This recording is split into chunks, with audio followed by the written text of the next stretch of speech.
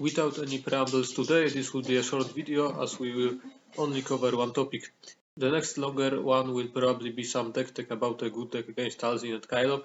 Why was the Galactic Championship meta a disappointment for me?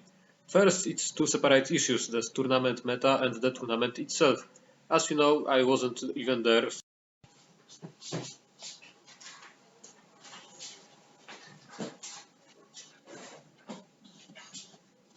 So I am speaking from the perspective of spectator and meta-analyst looking for the best decks. We have positive news about the tournament itself, people were happy there and there were a lot of them, so the game is alive and well. The 3-day format was nice and caused almost no controversy. We even learned a little about the next sets. There was nothing extraordinary or surprising about it, but okay. I watched the stream for all 3 days and most of the games because there were a lot of new matchups. Commentators were very unfamiliar with competitive play, often displaying a lack of understanding of even simple lines or even cards. But they tried, and from what I've read in the comments, it was probably quite satisfactory for most viewers, so the fact that their commentary didn't add anything for me isn't a problem. So what disappointed me? Here we come to the tournament's meta.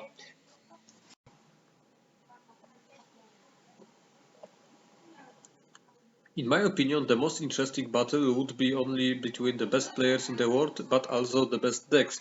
So let's look at the deck composition. Lots of Han, especially blue. A lot of Sabin, still a very strong deck. Kylo Green, okay, a decent deck, although Kira is more versatile. So at the tournament he has everything you can face. She is a better deck, but people were probably a bit tired of this deck after his reign in the 4th set. Vader Yellow, Talzin and Kylo Red, in my opinion, were primarily chosen as meta calls against Han 2, especially Kylo. Vader is usually in a worse position than his opponent after sideboard, but against Han or other Force decks, he usually wins before the side, so he has a solid chance of winning at least one game later. If it weren't for the popularity of Force decks, Vader would have lost significant popularity in my opinion. Talzin is weak against villain control decks and unreliable against Sabin Green or Yellow. In my opinion, she won thanks to Beton's perfect game decision and creative deck building solutions, but that doesn't change the fact that if Potons, for example, or anyone else had played Kira, Talzin certainly wouldn't have won. Besides blue-green villain, green-red villain decks are very difficult for Talzin. In my opinion, Beton's most impressive victory in this tournament was 2-1 against Aiden Beta Vult.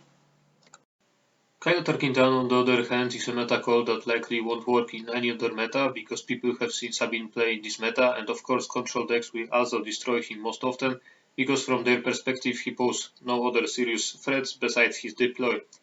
Of course, I want to emphasize that I greatly appreciate and congratulations Botons and Supracers on their individual successes with these two decks, but in the long run there are just meta calls, not the answer to the question of the best deck with such card base.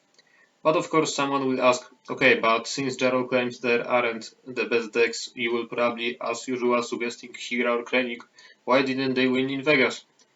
The answer is simple, Kira made up 1-2% of the meta on day 1 and 2, and no top players played it. Krennic made up only a fraction of a percent. Even old Boba Green with such a representation probably wouldn't have advanced further than Kira and Krennic, so I was disappointed with the GC's answer to the question about the best decks. Of course, it was still an interesting and entertaining event to watch. Finally, let's move on to my predictions and see how well they panned out. Han 2 reached 30-50% on the meta with around 20% on any given day. Regarding other rather well-represented decks, I was generally right, maybe one deck, two are missing. As for the Dark Horses, I correctly predicted Palpatine from set 1 and Kylo from set 5, which simply didn't show up and Chancellor Palpatine was underrepresented. As for the winner, I was ultimately wrong. Kira did indeed fall short of 5% and didn't win, but Han 2 also didn't make the meta, and after halftime Quinlan finally took him out of the top 8.